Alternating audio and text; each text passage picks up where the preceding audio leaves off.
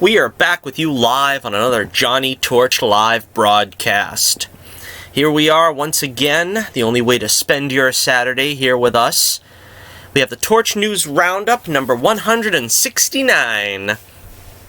And Johnnie Torch's live broadcast is up to 193 now. So we're going to be hitting that 200 mark pretty soon. Again, I'm hoping to have something pretty exciting for the 200th broadcast. It's of course going to have to do with Bullets Bourbon, my award-winning, stellar, well, not award-winning, okay, well, we don't want to have any false advertising here, but I've won the award of the American people, so to speak, in their hearts and minds. Or maybe just in my heart and mind, I don't know. But check out The Adventures of Bullets Bourbon, Private Eye. The link is in the description below. It is the story of a down-on-his-luck private eye taking on the most colorful collection of villains imaginable. Again, I really want to go through this on the 200th broadcast, see if I can get a more concise and comprehensive discussion about the book going. But if you check out the link in the description below, you can find my website. You will find the link to The Adventures of Bullets Bourbon comics on Indie Planet. I finally got them to list the book, the most recent book we have, which is the remaster of Knock on Wood, which is the it's the origin tale, so to speak, of Pencil Neck, not to be confused with Adam Schiff. Pencil Neck, the crazed and dangerous villain who makes his enemies disappear. That is the first issue that he became a problem for Bullets Bourbon. And in the third story, the third graphic novel we have out, that is When the Night Comes. That is the story where the team-up of Carrot Top and Pencil Neck occurs. They both go after our hero with world domination as their goal. The first remaster we are still working on, but I do have every confidence that it is going to be out on schedule. I'm hoping to release it in April. And we are almost through with the editing and lettering phase. From there, we will take it to the coloring stage, which should probably take about a month and a half, 2 months. Hopefully that will be leading us to about mid-April. And, of course, you can check out the Fortune and Glory 2020 New England Comic-Con tour that I will be embarking on pretty much in the summer so far. I've got 2 dates already booked. I'm going to be at KidsCon for the 3rd time on June 14th, and we are going to spend our first ever appearance at Plastic City Comic-Con on August the 1st. I've got a few other things in the works. Unfortunately, one I thought I could announce ended up... well, there were 2 that I had in the works. One of them fell through... didn't get the gig. There was, you know, it's one of those things, first come, first serve. You get there a little too late, they run out of space. The other one I had to pass on because I think I had something else going on that weekend. But, you know, hopefully it lines up for the J-Man, and we will get a few more in the books come this spring and summer. Usually can be found at PillCon. I'm going to see maybe if I show up for that one again. Well, we'll just have to see what happens. Of course, also, there's some preview pages if you want to check out some free preview pages of When the Night Comes. That is, I'm really proud of that story. I really love that story, the Carrot Top and Pencil Neck team up. Maybe I'll get some more pages up of Knock on Wood. And then, of course, the first graphic novel remaster, which will be coming out hopefully in April, is that one's called It's Always Something, which is apropos of the life of Bullets Bourbon. And you know, it's an all ages book, fun adventure, action adventure, very SJW, unpolitically correct. You know, I took my inspiration for it from the 80s action shows that I watched growing up, married it to the Bruce Timm style of DC animation that we had in the 90s. So, my two influences, you know, from the 80s and 90s merged, and thus was born The Adventures of Bullets Bourbon. I really would appreciate if you guys check it out. Again, as I said, check out Indie Planet, where you can order them, the issues, and you can also check out the digital downloads. I got them on digital download and on there. I think I've mentioned it before, but the original versions of these comics are going to be unlisted fairly soon. I've got it at 2 months. And I'm going to sell out the rest of my back catalog at the conventions this year. But if you want the originals, and like I said, there's probably less than 100 have been sold of each issue, so they may be collector's items someday in the past if I am hopefully able to get the book to take off, as I hope it will. And again, I hope to see you there at any of those conventions. Also, you know, you have to check out the link in the description below for my Twitter page. We have a poll of the week question up now for my Twitter page. And this, I usually do this during January, and I didn't do it this year, but I do what I call the Irving Forbush Awards, awarding the past year's, you know, superhero movies some trophies. Now, of course, this is the most important one, the Most Evil Villain Award. And, of course, with the Academy Awards coming up fairly soon, this is kind of my response to the Oscars. It's the Irvings.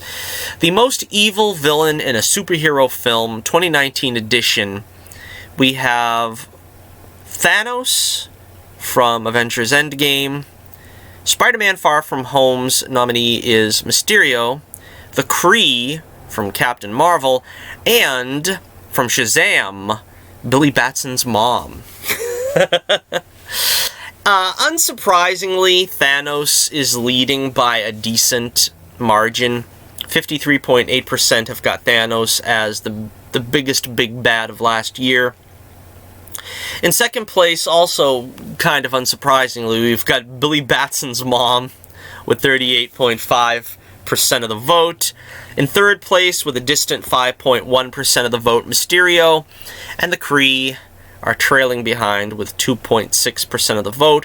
Only 39 votes so far, so this could change, I suppose, by next week. There's 6 days left, so you got plenty of time to register your votes and let me know who you think was the villain of 2019.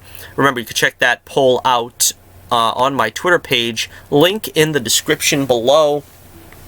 So again, also remember to like, share, subscribe, share the love, spread the love, let everyone know that Johnny Torch runs an exciting broadcast every Saturday. The only way to spend your Saturday here with us, Saturday afternoons, getting into early evening now, although, you know, you gotta to put together a great show. You gotta take the time to put it together. You gotta make sure you've got all the T's crossed and the I's dotted.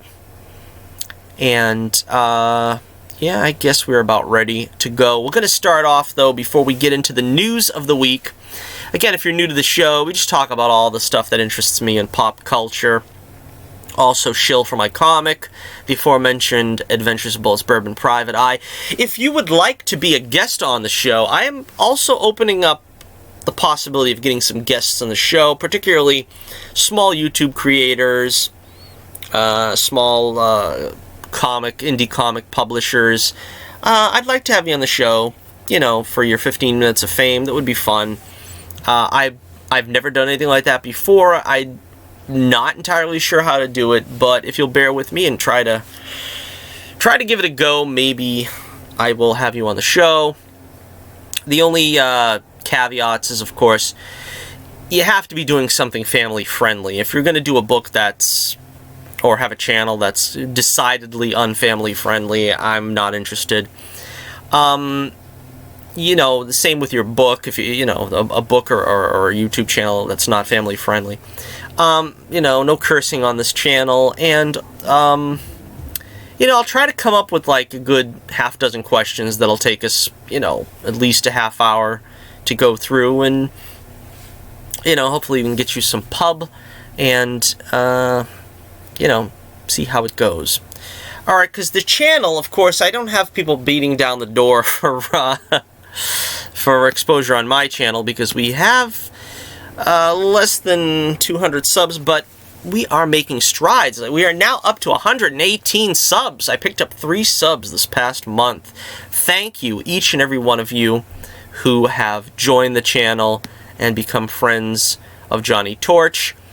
Let's see, I only have one show up in my notifications, and that's Dark Wolf. Dark Wolf, yes, last week, if you remember, left a comment on my Return of the Vampire video, and in my review, and he was nice enough to subscribe to the channel. So I don't think he has a channel of his own, but check him out, see if he has a subscription, and then you could, or if you see that he has a channel, and subscribe to it.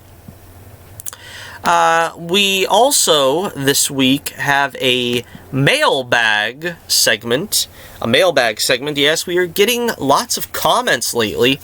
As I said, the channel's taking off, and I can't be more thrilled, you know, to everyone out there. So, like I said, like, share, subscribe.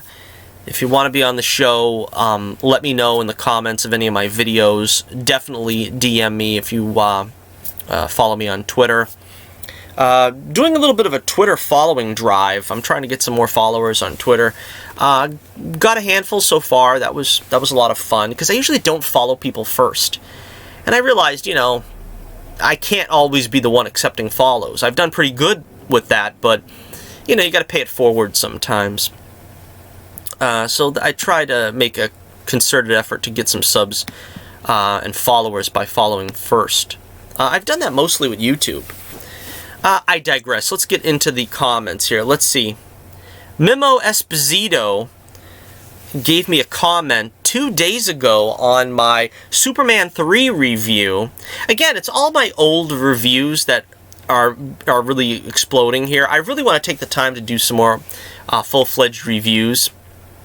I haven't gotten a chance to do them yet, but again, as I explained last week, I'm working so hard in the book. I'm working very hard in the book, and I try to, you know, dip my feet into every pool, and I try to have an exciting Twitter page. I try to do reviews, and I try to, you know, facilitate my YouTube channel with pop culture discussions.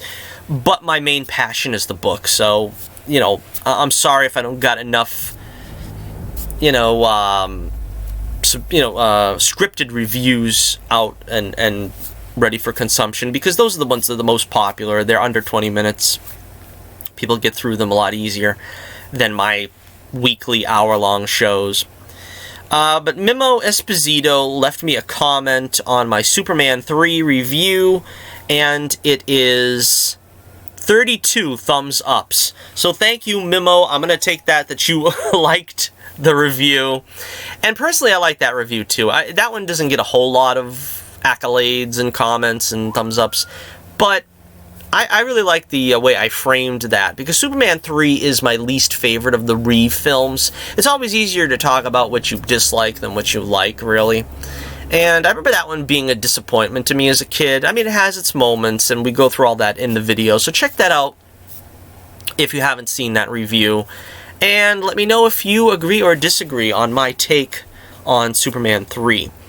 Let's see, 5 days ago, I got a comment on my Tom and Jerry Meets Sherlock Holmes review, and it is DM Railroad 759.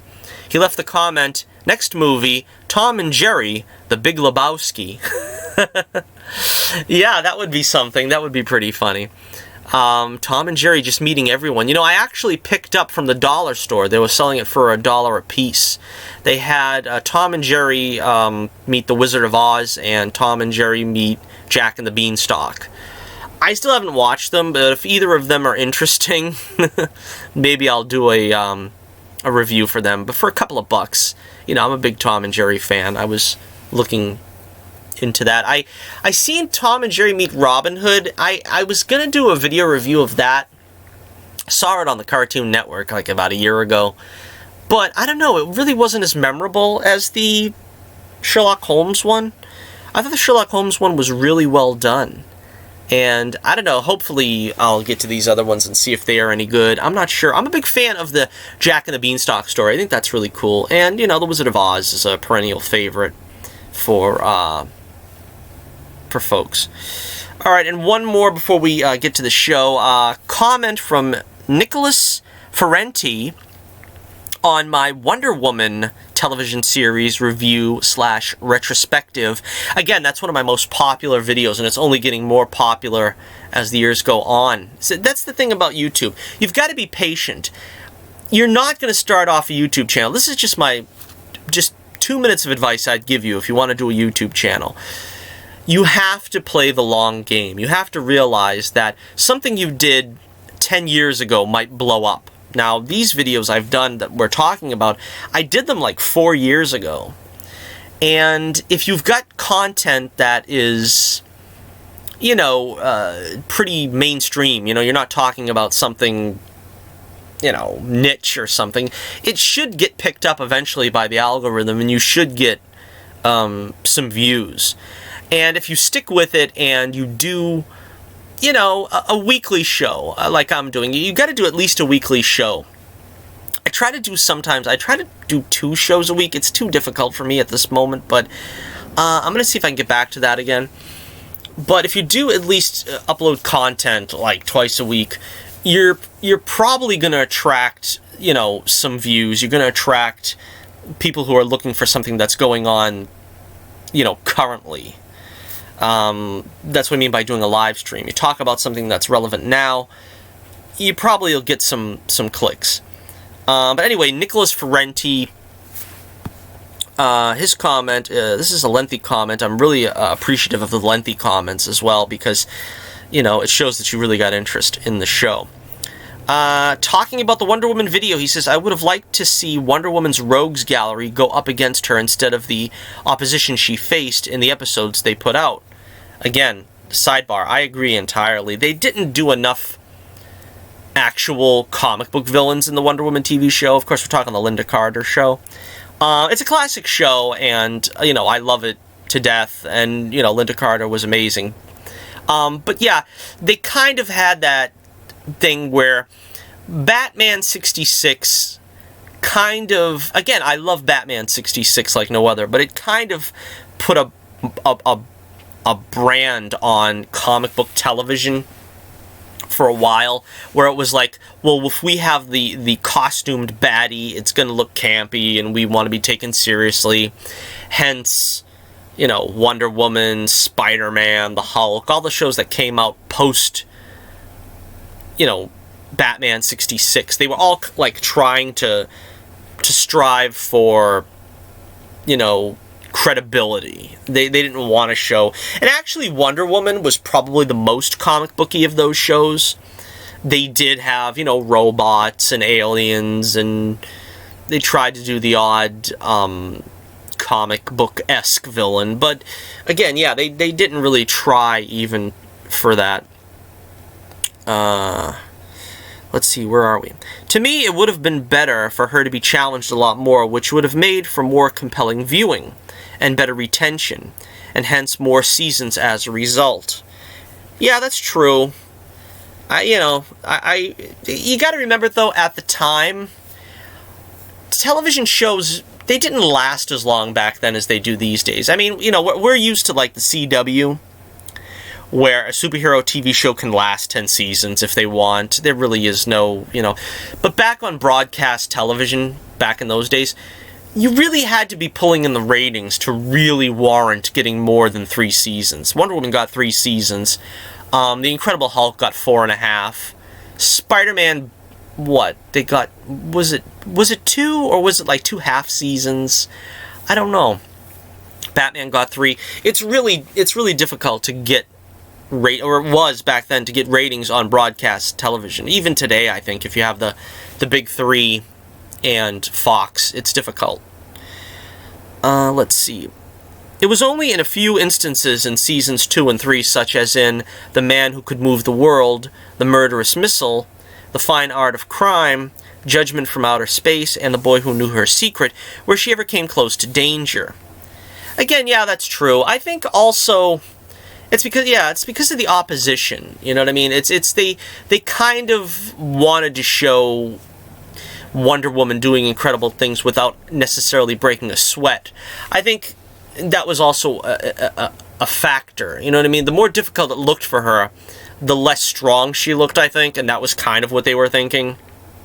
I think that's also kind of something that the George Reeves Superman fell victim to. It's like, well, we don't want to see him actually struggle because he's Superman. And Wonder Woman is kind of like the female amalgamation of, or the analog, I guess I should say, of Superman. She really isn't meant to be breaking a sweat, It's supposed to be relatively easy for her. The other mistake was the sidelining of Steve Trevor. The development of their relationship, just like what was shown in the comics, could have added to the charm and popularity of the show. Again, this is something that was brought to my attention afterwards, and I didn't really want to put it in the video because, again, it's kind of like just catty, kind of rumor-mongering stuff, but apparently Linda Carter wasn't too happy with Lyle Wagner as her co-star.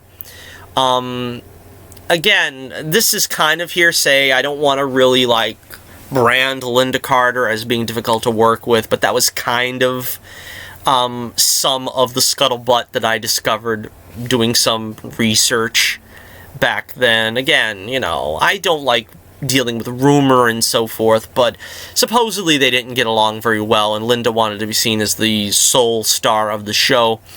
Another reason why Deborah Winger didn't really have a returning presence in the second and third season. Etta Candy, of course, was written out. It is what it is, I don't know. Let's see. However, it was not to be, and the writers and producers diverging from the comics, to my mind, helped bury the series. Interesting to note, though, that the show was not officially canceled. That's interesting. It's not officially canceled? They just stopped making it, I guess? I don't know. That's interesting. Just imagine someone deciding to pick up where it left off and made the necessary corrections, realignment with the comics up until the 1987 reboot. I would love to watch that. Yeah, that's pretty cool. 1987 reboot. I'm guessing, are you talking about the Wonder Woman 1984? Because that's the only reboot I can think of on television. I mean,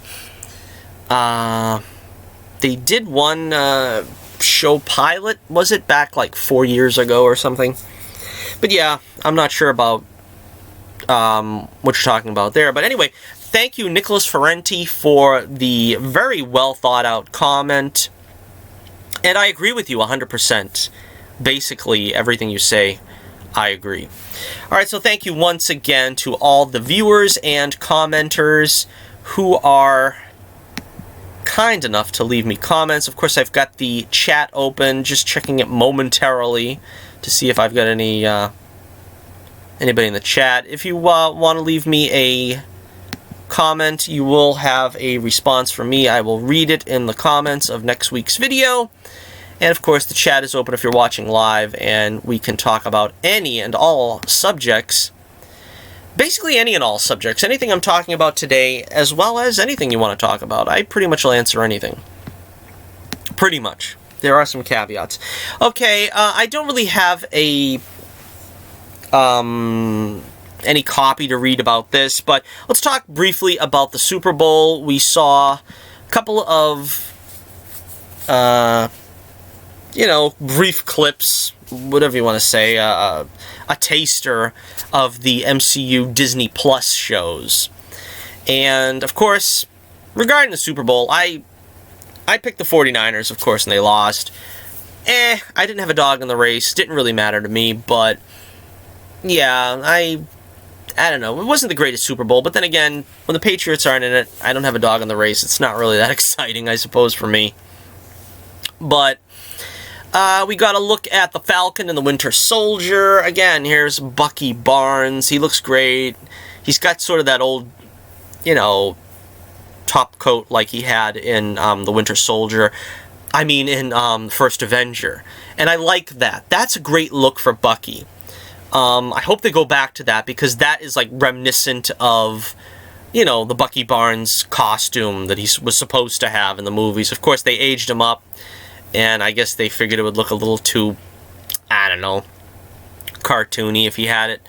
But I like this costume. I hope he keeps it here and going forward. Doesn't show off the robot arm as well, but I still like it. Again, I wish I had an easier way to change the image, but Loki, we got Loki here. Just the briefest glimpse. I don't know what they're doing with this show. Honestly, have no idea. I just hope it's Loki having fun messing with people, and, you know, I would say like a sitcom, but we got that coming up with WandaVision. The only thing I know about this show is that apparently they're going for woke with it. It's always the casting. Hey, we've got a trans actor going to be in it. We've got a prominent female lead. I don't know. I really don't know what the tenor of the show is going to be about. From what I've heard, I think it's just Loki messing with people throughout history, and I don't know if that's the most compelling viewing, but yeah, we'll see. And of course, we have WandaVision, which, again, this is the actual deep dive into the sitcom realm. They're supposed to be living through, apparently, various sitcoms. I think this one was supposed to be Leave It to Beaver or Father Knows Best. Then later we see Wanda looking like she's, I don't know, in the set of The Brady Bunch. I don't know if the other one was Roseanne, or maybe Married with Children. I don't know, but again, we don't really have much to go on for this show, other than it's set as a sitcom. I don't know. I mean, we need to know more about this show, I think, going forward, other than it's just going to be wacky and slapstick. And, of course, I think the highlight of this whole montage was, of course, Wanda in the Scarlet Witch costume. That is the Scarlet Witch costume that Wanda is supposed to be wearing in the you know, from the comics, and she is going to be wearing it in the show.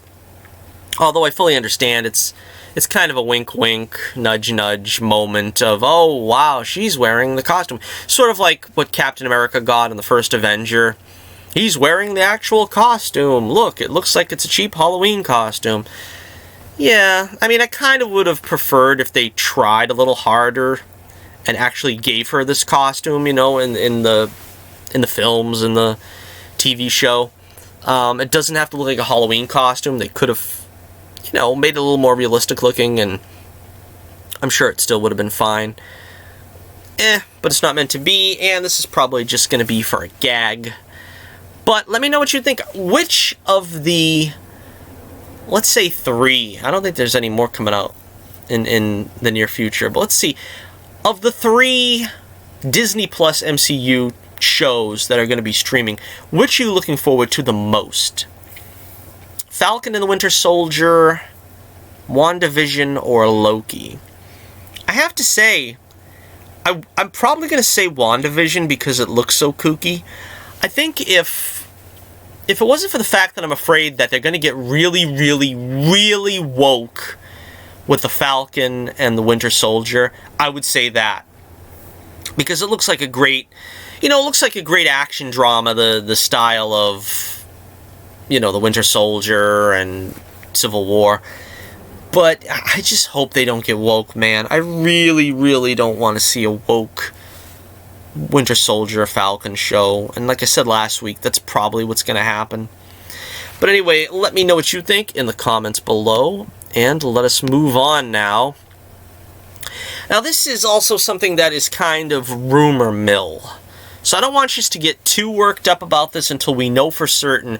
But apparently earlier this afternoon, an image leaked that is supposedly the Cheetah from Wonder Woman 1984. This is supposedly Kristen Wiig post-Cheetah transformation. Honestly, and I'm always honest, I don't like it. I don't like it at all. It looks like I would like this if this was Cheetah from a live-action Thundercats, because that looks just like her. And that's what also leads me to believe that this might not be the genuine article. But I believe it leaked on Instagram, and people are saying that it's part of a promotional piece from overseas, which could be the case. Remember when we got that promotional poster for The Rise of Skywalker with C-3PO with Chewbacca's gun, and everybody was like, I don't know, is this for real, man?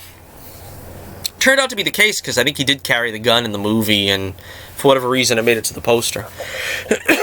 So, let me read the copy here from Comic Book Resources. Let's see. Instagram user with the handle ww_collector_news shared an image of the fully transformed Cheetah from Wonder Woman 1984. The source claims that this is the image used in a Trends International poster for the film. Check out the photo. Prior to this reveal, the official Wonder Woman poster debuted Wiig's Minerva in her Cheetah costume. However, she was basically wearing civilian clothes and varying versions of a print, which was understandably disappointing for fans. Then again, the decision to hold back the reveal for her final form as Cheetah makes sense. Perhaps Warner Brothers is saving it for the trailer, or maybe even the movie itself. Admittedly, people are split on this latest image. Some point out how this could be mistaken as a character from the critically panned Cats film, while others seem to be okay with it. In any case, considering that Jenkins is really leaning on the 80s vibe for the sequel, this somehow fits the aesthetic of the era. It's worth noting, however, that this isn't confirmed to be the final look of Cheetah in Wonder Woman 1984. In fact, there's no word yet if this is even in the movie. As the source said, it's from a poster he bought from a shop. However, others claim the image is being used for the tie-in products for the movie as well. If anything, this sounds like art that Warner Brothers will use on merchandise from the DCEU blockbuster. Given that, it's best to hold off final judgment until there's any official release from the studio, possibly through a trailer. Sometimes it's difficult to appreciate comic book costumes on screen, and blah blah blah. So, I don't know, let me know what you think in the comments below. What do you think about this as Cheetah? Honestly, it looks like Jenny McCarthy doing a bad cosplay. Honestly, that's my first thought. Jenny McCarthy as Cheetah from Thundercats. I don't know, I don't dig it. I think a lot of people were expecting her to look more feline, maybe, you know, with a more snouty nose and maybe fangs, I don't know. It just looks like they combed her face black, combed her hair back, and put some, like, you know, not even Cats the movie type makeup on, just a basic makeup. It don't really look very convincing. Now, I'll admit, I honestly don't like the animalistic version of Cheetah. I'm not a fan of that. I like Cheetah when she looks like this. I would have preferred if they used this version in the movie from the comic. This is sort of the Bronze Age version.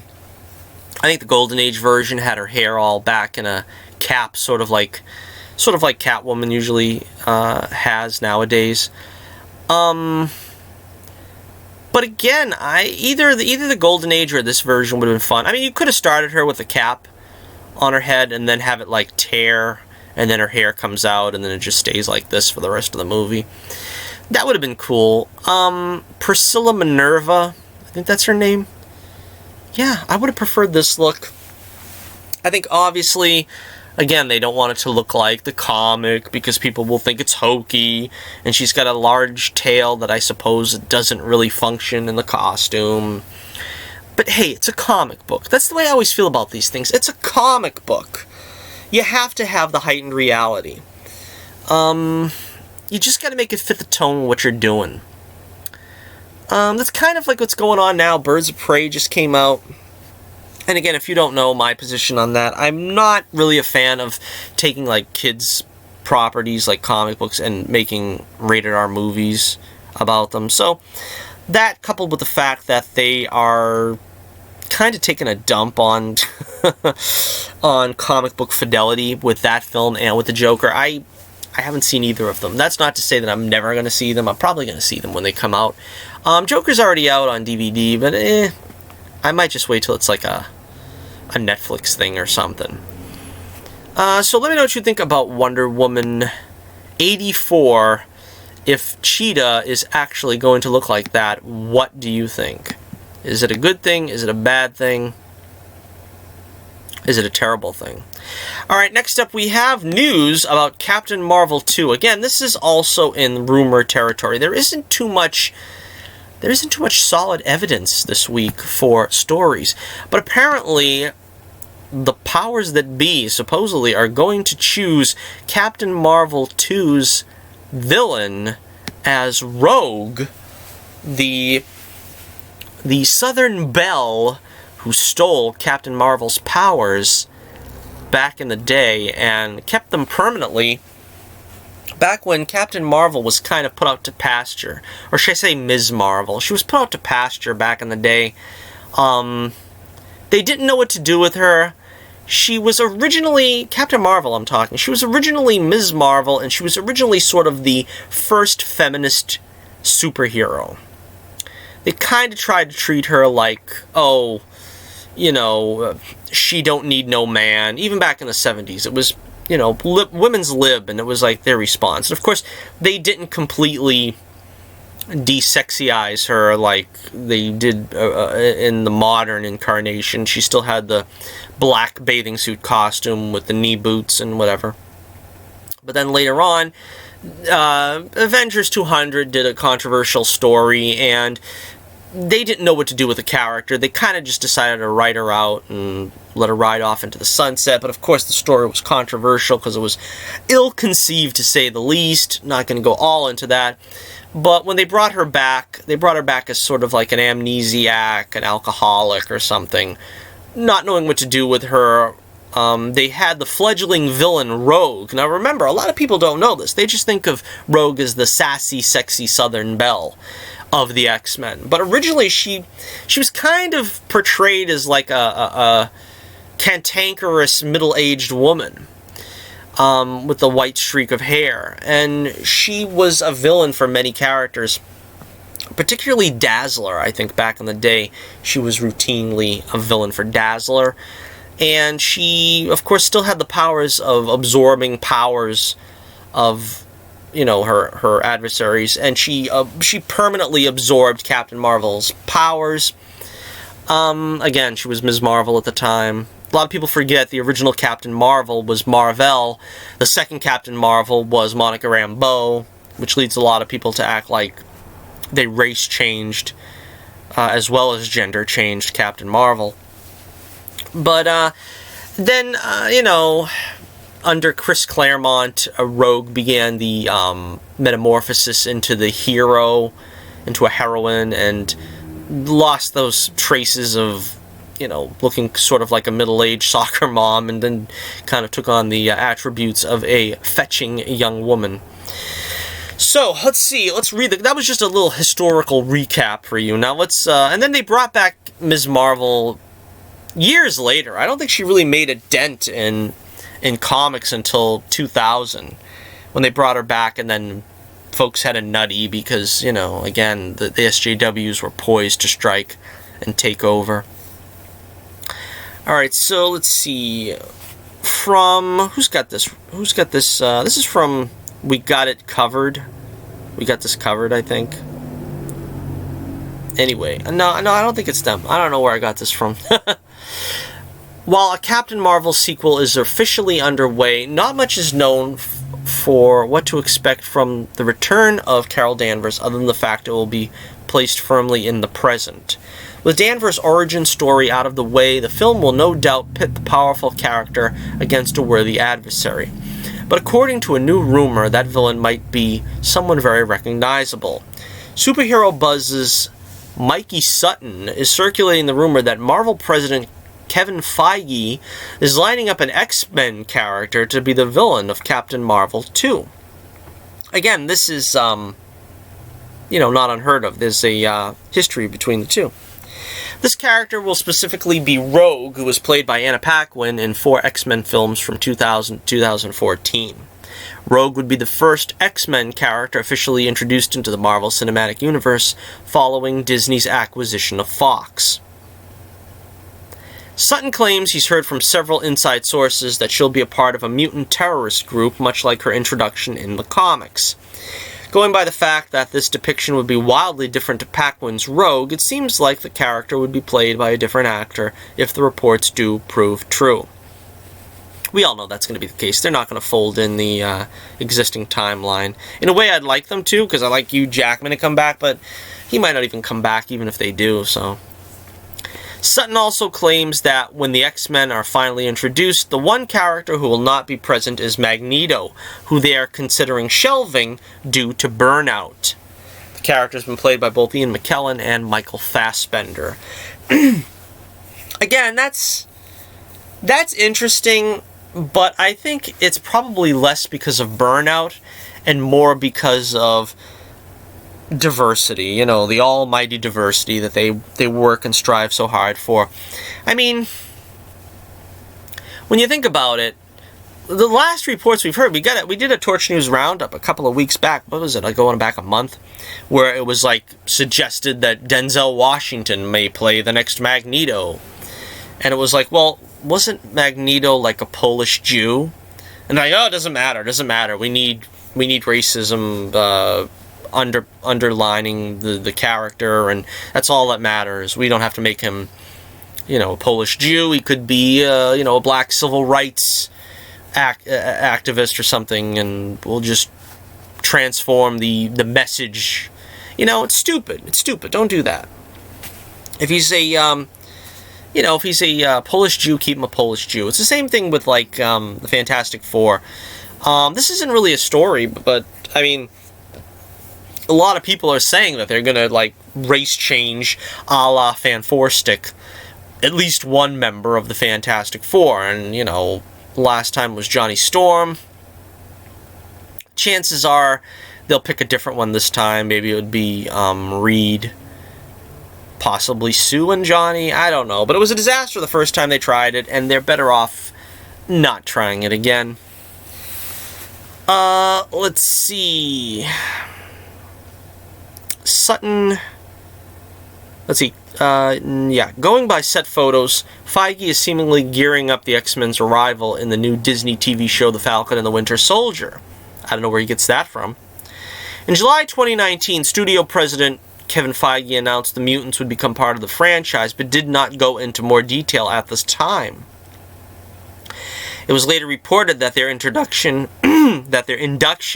would clash with the return of the Avengers in a film that would not be released until Phase 6, which is expected to begin in the mid-2020s. Other reports predict Wolverine will appear as early as Phase 5. So, just file this under rumor for now. File this under we don't know. File this under we'll see it when we see it. Or maybe we'll believe it when we see it. But let me know, what do you think? I think this would be a good idea. I think this would be a lot of fun to see Rogue take on Captain Marvel. I think it would be a lot of fun to introduce the X-Men this way. I think it would be a lot of fun if they did a more comic-accurate Rogue. That is something that we could, I could certainly get behind. Because Anna Paquin's Rogue, as good as it was, which I liked Anna Paquin's Rogue. A lot of people didn't like it because she was too young, and then she wasn't exactly the bombshell that she is in the comics. But we could go there now. We could make her the gorgeous bombshell. We could, make her evil first before becoming a X-Man. I think it's a good way to go, and hopefully this turns out to be the case. So, let me know what you think in the comments below. Rogue, and I want to see her in that costume, too, the original costume. Rogue coming up against the all-powerful Captain Marvel. Alright, our next story here. Let's take a look at our next story. We've got some casting news for Superman and Lois. Superman and Lois is the upcoming CW show. It was ordered to series, I think, already, so it is a done deal. It is going to be a show. And it is going to star these two lads. I think, yeah, they kind of resemble Tyler Hoechlin and Elizabeth Tulloch. I think they did a good job in casting, really. But let's see. Deadline is reporting that the CW's upcoming superhero drama series, Superman and Lois, which is headlined by Tyler Hoechlin and Elizabeth Tulloch, has cast newcomers Jordan Elsis and Alexander Garfin as Jonathan and Jordan Kent, respectively. Jonathan Kent, to the left, is described as clean-cut, modest, and kind-hearted, with an aw-shucks attitude that somehow doesn't seem dated. So again, I like this if they're making this, you know, a chip off the old block, and they're not going to make him a bratty, you know, oh, my dad's Superman, I don't have to do what dad says, I'm going to be a rebel, and, you know, it's kind of what I was expecting, because, you know, this is the CW after all, and it's all about the teenage angst and the drama, and I'm sure we'll still get plenty of that. In spades we'll get that, but at least it sounds like they're starting off on the right foot. Let's see, Jordan Kent is described as wildly intelligent, but his mercurial temperament and social anxiety limits his interactions with people, and consequently, Jordan prefers to spend most of his free time alone playing video games. Yeah, that's tantamount what being a boy is in the 21st century, right? Yeah, been there. Been there, done that. Okay, so, you know, it doesn't sound like it's too SJW yet, but let's take a look at the plot synopsis. Yeah, I like the sound of this. These kids seem cool. The kids are all right, like the Who would say. But we have a synopsis for Superman and Lois on what the show's going to be like. Let's see. According to a new report, the pilot episode of the upcoming Arrowverse series, Superman and Lois, includes an expansion of the show's supporting cast, a layoff, and a major secret. Primer Timer reports the series follows Clark Kent and Lois Lane as they navigate the complicated life of being working parents to two teenage twins, Jonathan and Jordan Kent. They're twins. They don't look the same age. That's very unusual. While the boys are unaware of their father's superhero double life at the start of the series, they discover while they are developing superpowers of their own. Curious. That's kind of interesting, though, you know, highly probable. I kind of figured this was where they were going to go with this, but, you know, it's interesting. You know, that's kind of what you expect. Let's see. It almost sounds like Black Lightning, really. This is kind of like the male white version of Black Lightning. I like to see a crossover between these kids. You know, you got Jennifer and Anissa going to meet these two. Let's see. I gotta get back to the copy here. Let's see. Again, Jonathan will be framed as the popular kid in school, while Jordan is more socially withdrawn. Much has happened to Clark and his friends and family by the pilot's start. The investigative reporter will find himself laid off by the Daily Planet. That I don't like so much. You know, I had a feeling when I heard the news about this show, they were going to kind of go that way. They're going to make Superman Mr. Mom. He's going to be a stay-at-home dad. You just got to get over that in the first place, because they have to have Lois wear the pants. She's got to be known as the investigative reporter. It can't be Clark Kent, because Clark is, Clark is Clark. Not only is he male, but he's Superman. He can get the stories. We need Lois to do something. Lois is going to be the focal point of the reporting stuff. Clark is going to have to learn how it's going to be to take care of kids. I thought they were going to be younger than this, but of course, again, CW, teenage drama, so this is right smack into their wheelhouse. And, again, you lose out on a lot of things without the Daily Planet.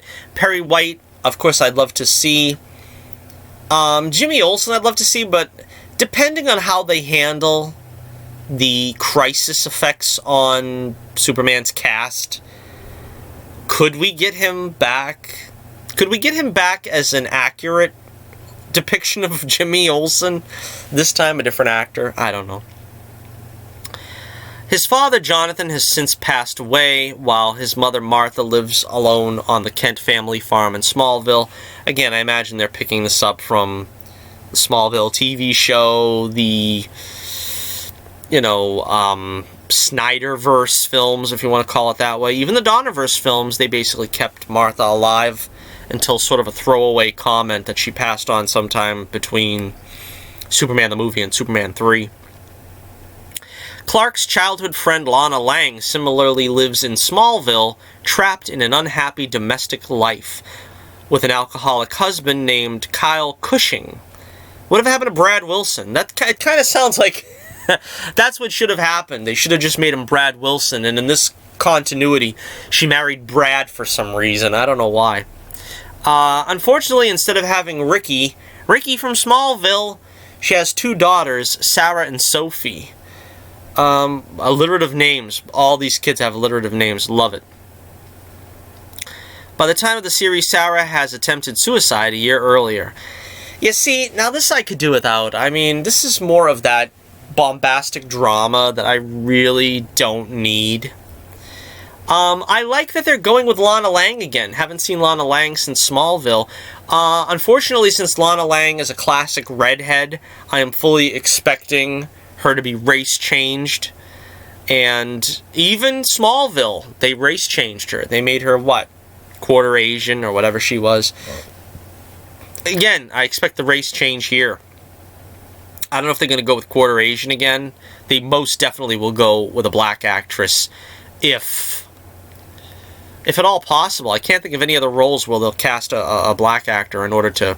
I mean, they could make it her husband would be the black actor in the show, but again, it's really sickening to me. And again, I don't want to go off on a rant on this, but when they have to race change characters for the sake of almighty diversity, Lana Lang, a classic redhead, well, we can't get a redhead actress for this role. We're going to have to race change her into something because, the powers that be demand it. Again, it's sickening. Lois' own family will also figure in the series. That's cool. With her father, General Sam Lane, present and aware of Clark's secret. Interesting. They also already have a Sam Lane actor from Supergirl. Remember, he was the guy from, what was it called? First Class. He was the guy. I'd like some more of that delicious champagne. I always like the way he said that line. I don't know why. I thought it was funny. I would love to see Lucy Lane come back, but I don't know if Dewanna Tatum... what's her name now? Now she's divorced from Channing Tatum. Dewanna Scott Tatum or something. I don't know.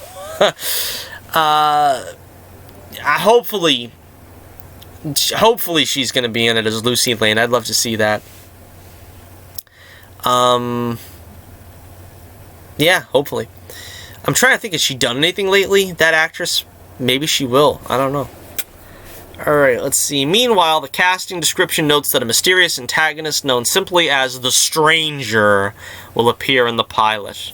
But their identity revealed will be... That's garbage tier. It's not my fault. But their identity will be revealed by the episode's end. An antagonist. So that means it probably isn't John Diggle, because they keep pushing that narrative that, oh, he's going to move to Metropolis, he's going to move to Metropolis, he's going to move to Metropolis. And that's fine. I wouldn't mind having Diggle as a supporting character on the show.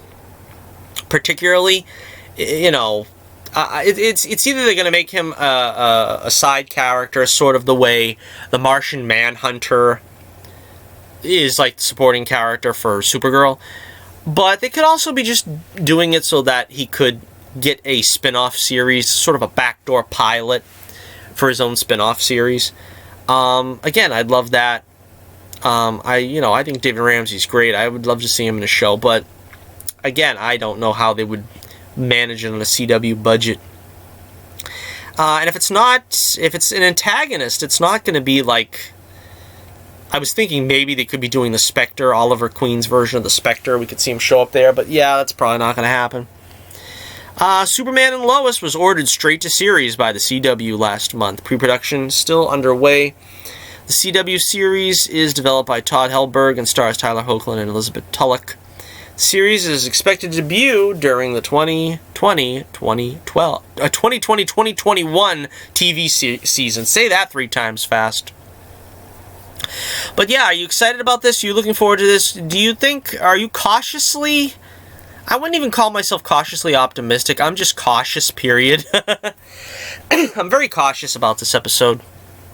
I mean, about the series. I guess the episode, meaning the pilot, how it's going to be.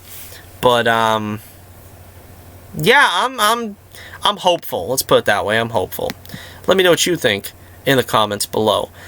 All right, we're winding down here, but an interesting story again. Rumorville. We're strictly calling this a rumor right now.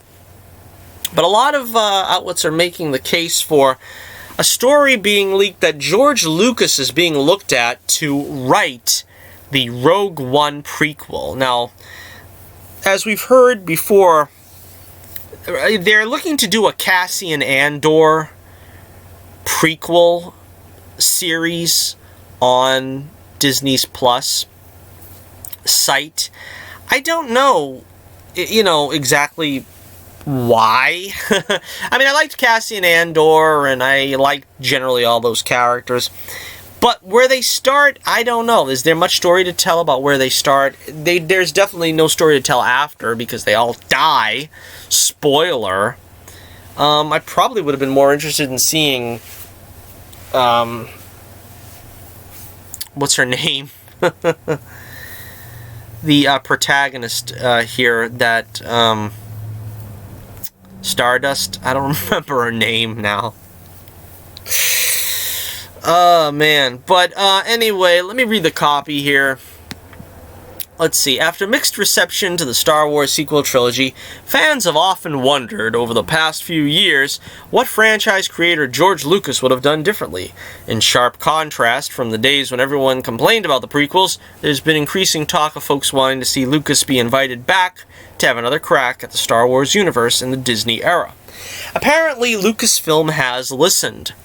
This massive news comes our way via the Illuminati. Yeah, we heard about them last week. I don't know too much about their track record, but they're breaking all these sensational stories lately.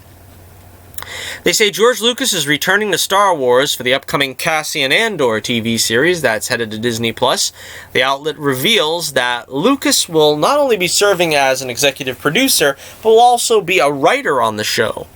As they note in their piece, this information has been backed by a separate report from Geek Tyrant.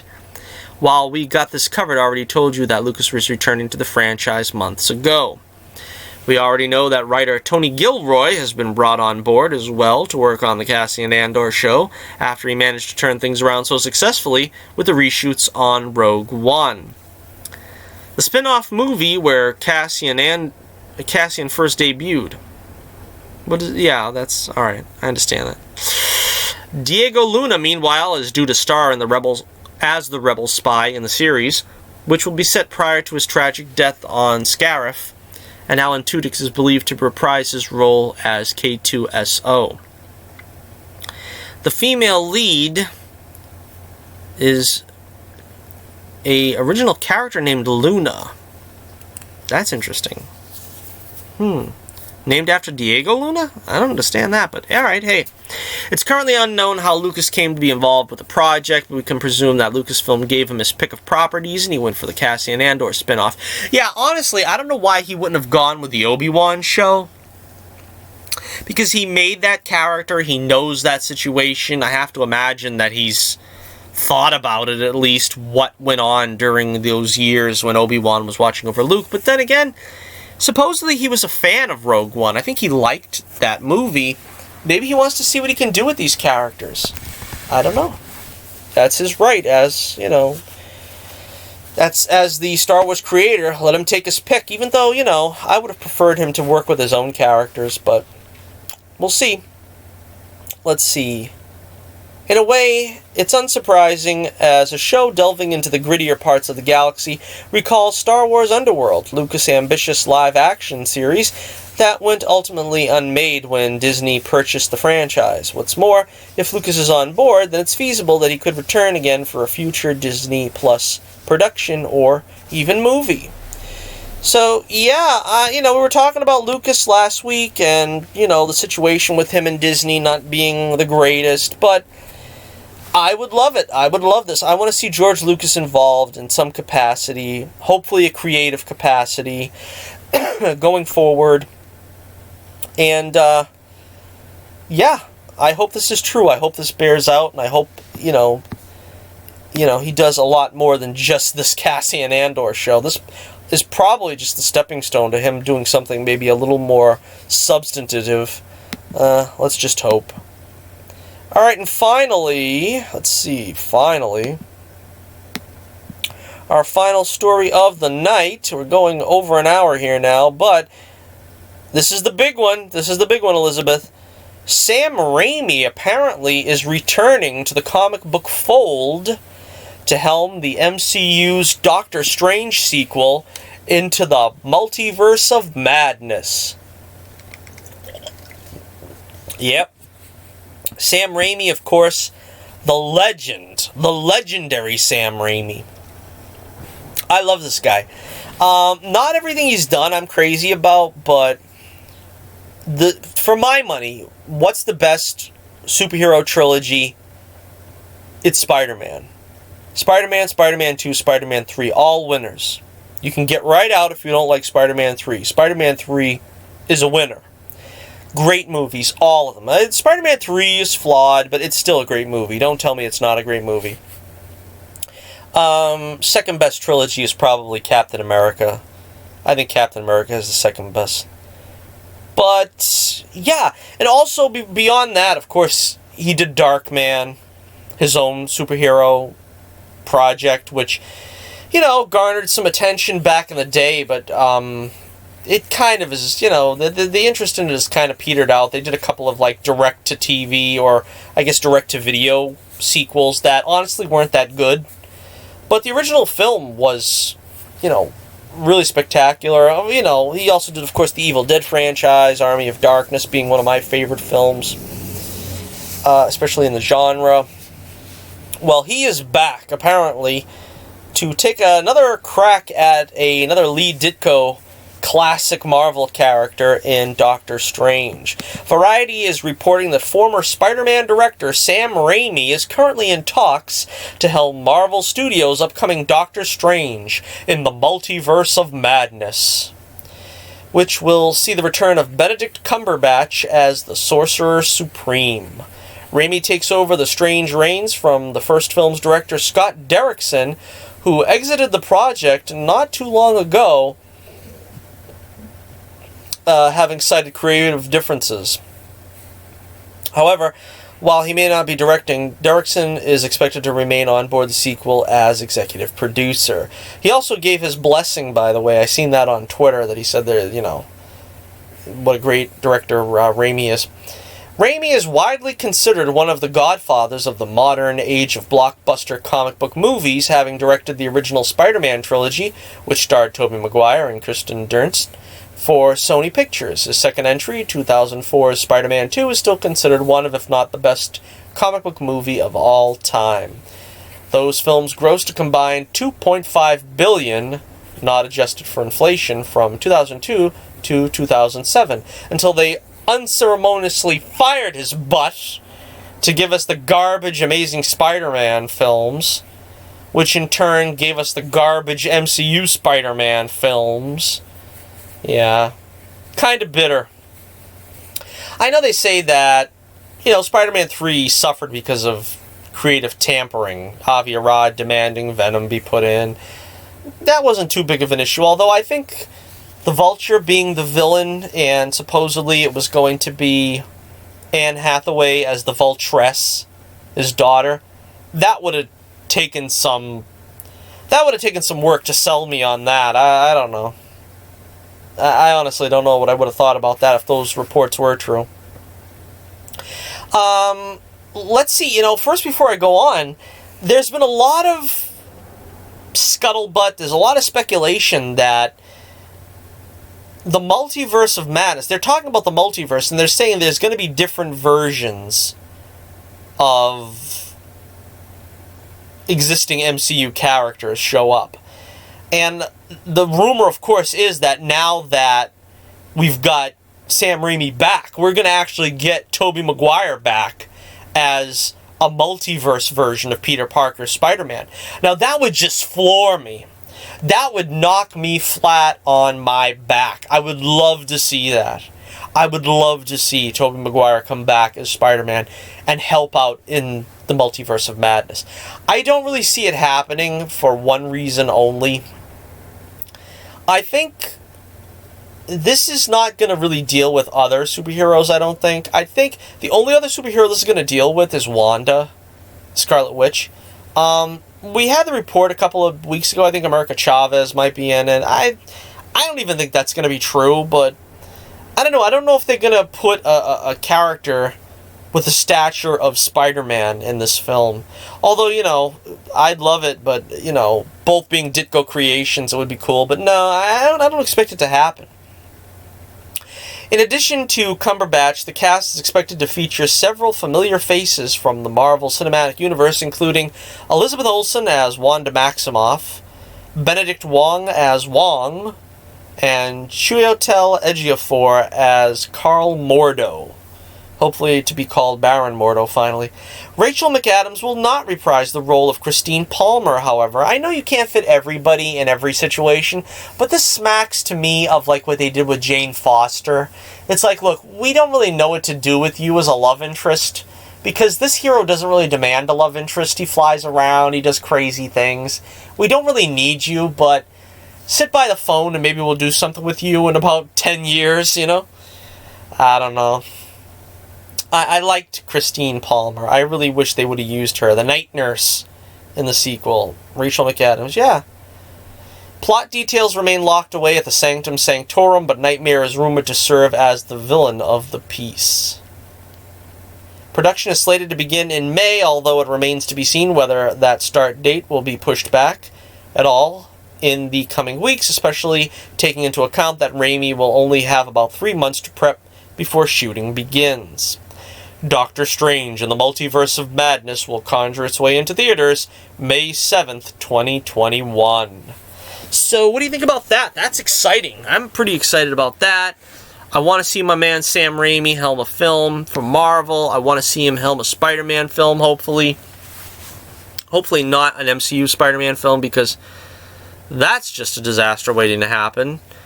But, yeah, I mean, I'd love to see him work in the genre again. My favorite concept for me, what I would do with Sam Raimi if I was Marvel and I said, get Sam Raimi to do me a movie, I would get him to do the old Incredible Hulk movie. He's got the chops for, like, wacky comedy. He's got the chops for the, heightened reality superhero story. He's got the chops for horror. You mix all three of those together, with the Incredible Hulk as the main character, you've got yourself a masterpiece of cinema. But, Marvel's not going to do that because, A, they've already ruined the Hulk, and B, supposedly the rights issues and stuff, I don't know if that's been cleared up yet, but if not, they're definitely not going to, the almighty dollar rules the day, unfortunately. If they can't make the money they want to make. They're not going to split it with somebody else.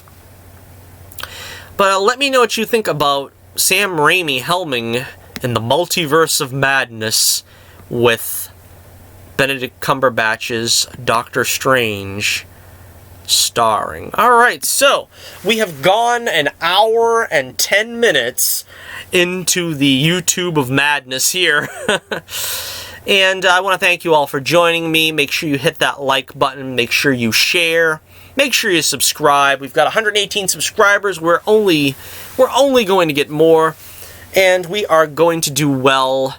And hopefully we can get some guests on the show. Like I said, that'll be fun. So reach out if you haven't. If you want to be a guest on the show.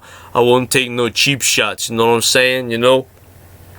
And check out The Adventures of Bullets Bourbon Private Eye. You will not be disappointed in this stunning action-adventure series / saga.